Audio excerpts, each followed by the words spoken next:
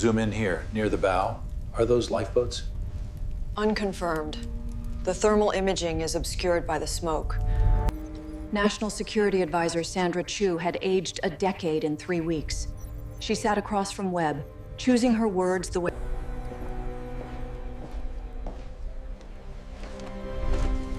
I want options to stop this. The silence that followed wasn't hesitation. It was something heavier. The weight of men and women who already knew the answer. Mr. President, we don't have that option anymore. We haven't had it for 11 days.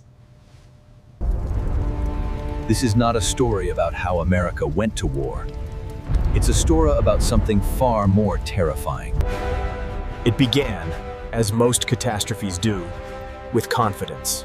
September 29th, a U.S. Navy... The White House called it a calibrated deterrent posture. What it really meant was, we are here, we are watching, and we dare you to try. Iran's doctrine was built for exactly this moment.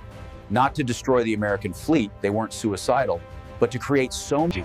October 3rd, an American autonomous drone misidentified an Iranian patrol boat and fired. 2 Iranian sailors died. On Iranian state television the next morning. He was precise and cold in the way that men who have already decided. By nightfall, 4 Iranian drone swarms, each carrying between 6 and 200 explosive quadcopters. 2 destroyers were badly damaged. 17 American sailors were killed, 39 wounded.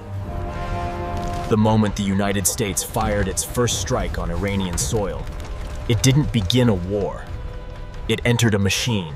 The first American strike on Bandar Abbas looked clean. Precision Tomahawk missiles, before and after satellite photos, a Pentagon press briefing. Within 6 hours, Hezbollah fired 2,000 rockets into Israel. Hamas cells detonated bombs in Jerusalem. In a single day, a naval skirmish in the Persian Gulf had become a 7-front regional war spanning 6. Israel was already bombing Lebanon. Saudi Arabia demanded air cover. The UAE went into lockdown. America had spent 40 years writing checks with its military credibility. The war in the Gulf was the moment all those checks came due at the same time. CIA Director Webb called them the 7 chains. They weren't classified. They weren't secret. The Strait of Hormuz. 20% of the world's oil passed through this narrow channel every day. Iran had already mined the... If the strait closed completely, the global economy wouldn't merely slow down. It would seize. It was a lock with no... Che 2, the nuclear question. Iran was 11 days from weapons-grade enrichment at Fordow. If Iran went nuclear, Saudi Arabia would have a bomb within 18 months. Then Egypt. Then... Chain 3, the domestic political prison. 31 American soldiers were dead. The war had its own domestic constituency now, and that constituency was built from grief. Chain 4, the proxy hydra. America could theoretically negotiate with Tehran, but Tehran had plausible deniability for half of what was happening. Chain 5, Russia and China. Russia immediately warned that any naval blockade would be considered aggression against a sovereign state with whom it had... The information war. Within 72 hours, an Iranian counter-narrative so powerful it was repeated by mainstream... Chain 7, the military logic of the campaign itself. Stopping now would mean everything already done had been done for nothing. At 2 in the morning on October 12th, President Garrett dismissed everyone from the Situation Room. He sat alone with a... The left side, reasons to continue, filled up fast. The dead soldiers who demanded something, the strait still partially mined, the nuclear clock ticking, the Allies bleeding, the midterms in 4 weeks. The right side was shorter set, but heavier. There was a young corpsman from Kentucky named James Albright. He wrote one final thing on the right side of the page. This is not what we chose. As a White House memo put it, author redacted, a president can choose to begin a war. October 15th.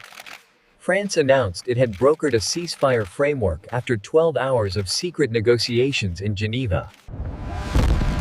At 7:14 p.m. on the first evening, a Hezbollah anti-tank missile killed 4 Israeli soldiers at a border post. By 2 a.m., The IRGC had quietly resumed mining the strait, using civilian fishing vessels as cover. It was a multi-headed conflict, with no unified command on either side. You can't sign a ceasefire with a war that has 6 different directives. By the end of the 3rd week, the global oil market had permanently repriced. Brent crude hit $168 per barrel. The Port of Los Angeles reported a 43% drop in container volume. The shelves of American stores... Get me out of the market now! It's moving too fast. We're losing everything. Sell it, sell whatever you can. As detailed in Table 4B of the briefing documents, the projections for the next 2 quarters are, frankly, challenging. This was the paradox that kept administration economists awake at night. The economic argument for stopping the war. If America accepted a ceasefire that left Iran in a strategic position of advantage, the lesson learned by every hostile power on The current projections are unacceptable. We must mobilize the reserves now, or we risk losing the entire region by morning. Colonel Maria Santos was 44 years old. She had a daughter at Georgetown and a son who played high school baseball in Virginia. On the morning of October 18th, she sat in a reinforced bunker beneath base and listened to incoming mortars. The answer, though she didn't know it explicitly, was Chain 7. Moving her base would signal retreat. Signaling retreat would undermine the negotiating position. We are the price someone else is paying for a policy they cannot explain and cannot change.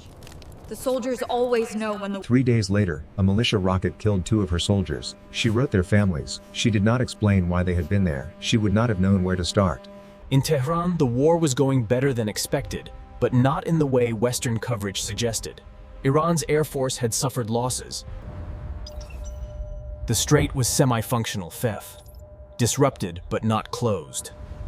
Maximum economic... More than that, Iran had correctly calculated that America's democratic system, its free press, its electoral cycle, its genuine public debate...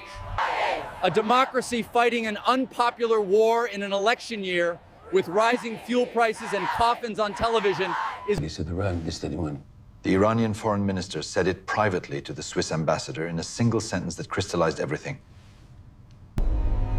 Unfinishable. That single word contained an entire doctrine. A strategy. October 22nd, 6 U.S. senators, 3 from each party, held a joint press conference on the Capitol steps. They demanded a defined end state for the conflict. It was an act of moral courage. It was also, by the standards of actual geopolitical reality, almost completely beside the point. Congressional authorization applied to American military actions. It did not apply to Hezbollah's rockets. It did not apply to Houthi missiles. This is a fundamental violation of due process, Senator. With all due respect, that is simply not how the Constitution is read. We have to consider the implied powers here. October 25th, the National Security Council received confirmation. Iran had crossed the enrichment threshold at Fordow. The room went quiet in a way that was different from all the previous quiet moments. This was not the silence of deliberation.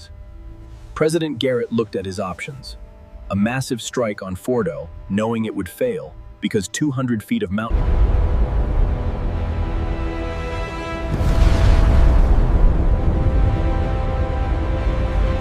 Mr. President, we are in a war that cannot be won, cannot be lost, and cannot be stopped, and cannot be contained. The president looked out the window. It was a gray morning in Washington. The Potomac was the color of old pewter. Historians would later argue, was it the beginning of wisdom, or the moment America fully surrendered to the luck?